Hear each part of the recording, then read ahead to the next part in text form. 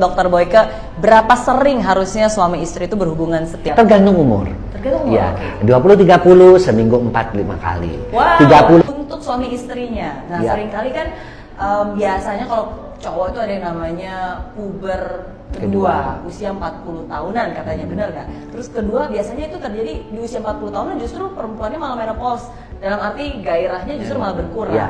Nah, itu gimana cara? Jadi kembali ke komitmen perkawinan. Nomor satu itu perselingkuhan itu ternyata bukan karena masalah seks. Nomor satu penyebabnya adalah komunikasi. Ya, komunikasi yang tidak nyambung antara suami dan istri. Padahal dia udah bertahun-tahun menikah sampai pubertas kedua katanya. Sebenarnya bukan pubertas itu hanya sekali. Ya, mimpi basah itulah. Ya, tumbuh rambut kemaluan dan sebagainya itu pubertas, ya suara pecah, jerawat. Tapi kan kalau udah 40 tahun mana ada tumbuh apanya, ya kan jakunnya juga nggak tumbuh. Jadi istilah pubertas kedua tidak ada. Lebih cocok kita mengatakan andropause menopause. Andropause itu menopause pada laki-laki, sementara menopause itu sendiri adalah stopnya kesuburan pada wanita. Nah, tapi kalau cowok malah lebih bergairah justru? Atau tidak selalu. Cowok-cowok yang hidupnya bahagia itu lebih bergairah. Karena apa?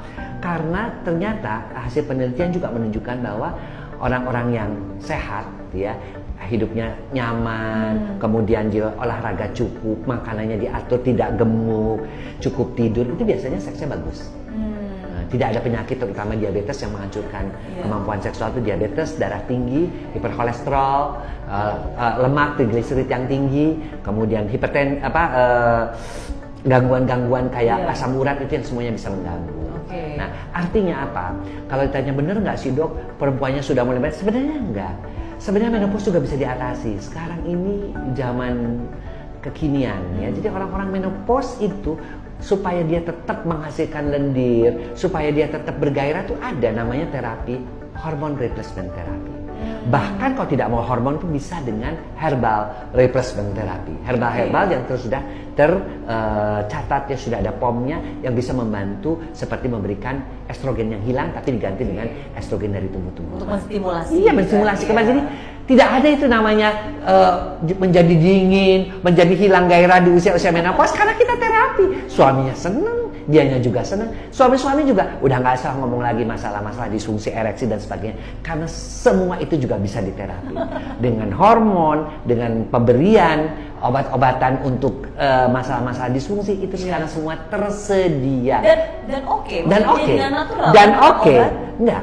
Kita kan memberikannya herbal dulu. Kalau memang dia membutuhkan, yang mau diapain lagi? Kita kasih obat kimia, tetapi tentunya dengan pengawasan dokter.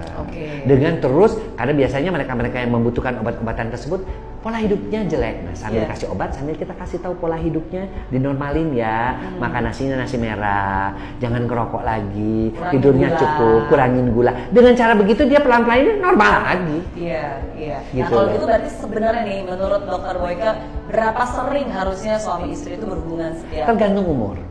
Ya, 20-30 seminggu 4-5 kali. Wow. 30-40 seminggu 2-3 kali. Ya, 50-60 seminggu 2 kali, 60 ke atas seminggu sekali. Itu data-data secara valid itu hampir semua pasangan suami istri di seluruh dunia. Itu yang normal. Yang recommended. Jadi 80% lah orang-orang melakukan seperti itu. Nah, kalau misalnya salah satu kadang-kadang kan capek, sibuk, atau mungkin yang long distance yang ada di luar kota, nggak ketemu. Nah, lalu gimana cara mengatasinya? Mengatasinya kan satu, seks itu kan energi, dia bisa dibantu, dialihkan. Energi itu kan bisa disublimasi, misalnya dengan cara olahraga, dengan cara dia membaca buku dan sebagainya. Energi itu harusnya hilang, gitu loh. Tapi kalau Anda yang maksudnya ini yang tidak long distance, ya, yang artinya suami istri yang ada sehari-hari di rumah selalu ketemu, data-data itu memang valid gitu. Data-data itu kita dapatkan dari berbagai negara. Gitu. Jadi itulah kurang lebih patokan. Dokter, suami saya sih padahal udah 40 tahun tapi mintanya hampir tiap hari. Alhamdulillah, berarti dia termasuk yang 15-20%. Kita bilang begitu aja gitu. Ada yang sedikit. Nah, kalau yang sedikit ibu maunya gimana? Kita panggil. Mau dinaikin? Ya dong, saya pengen dinaikin. Dok, kita tambah si suaminya.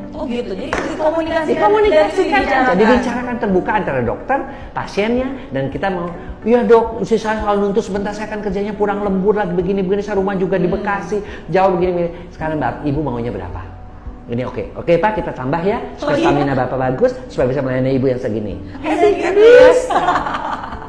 Demikian juga yang perempuan, tolong dok, suami saya itu terlalu begini-begini. Oke, sekarang suaminya kita kasih pekerjaan-pekerjaan yang lain supaya dia juga agak berkurang. Bapak olahraga kayak Pak, punya hobi melihara ikan kayak tanaman kayak, jangan mikirnya seks melulu, saya bilang gitu. Ya dikurangi, atau berzikir, dekatkan diri kepada Tuhan. Umur udah segini masih seks aja yang jadi kepikiran. Akhirnya diturunin juga, bisa.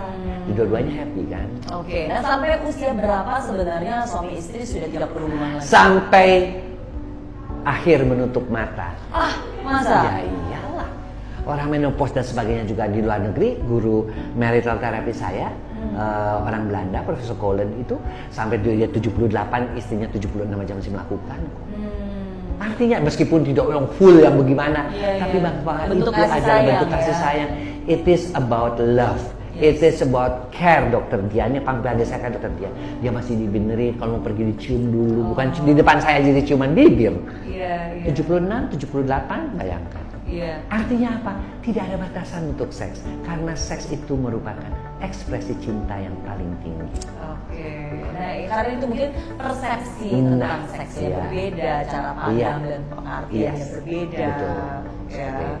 Oke, wah belajar banyak banget hari ini dari Dokter Boyke, dan bisa bilang kalau ngomongin tentang seks mah nggak ada habis. Saya 17 tahun di sebuah ini nggak habis itu karena sayanya sudah mulai ngantukan kan, tapi ya mudah-mudahan sebenarnya doa balik lagi, bukannya karena kita apa-apa, tapi ya kadang-kadang juga mereka itu butuh ya orang-orang yang memang menganggap seks itu ketika kita berbicara seks, kita berbicaranya dengan santai, bahwa itu is a part of life, bahwa itu ada sesuatu yang membahagiakan. Jangan memandang seks itu kotor, jorok, dosa, jangan sampai itu gitu loh.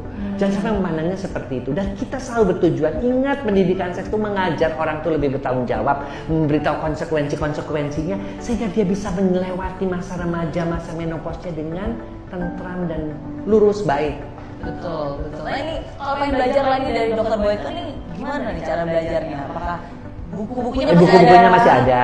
Aku ada buku beberapa banyak. It's all about sex. Kemudian sex for teens. Ya kemudian ada juga di balik ruang praktek Dokter Boyke.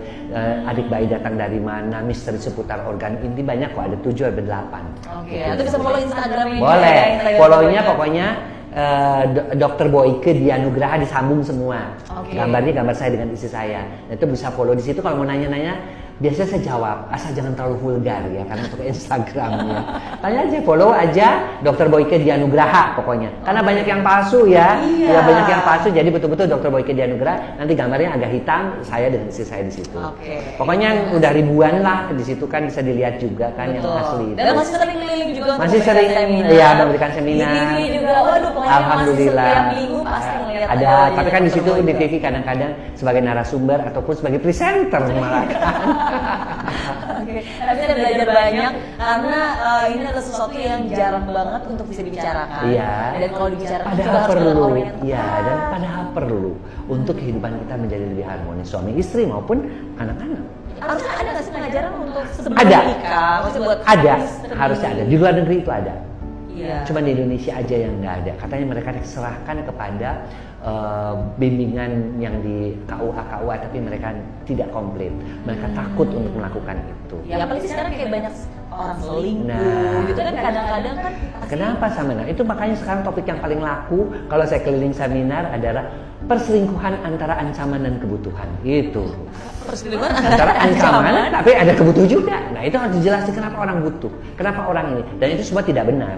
Jadi kita harus kembali kepada pasangan.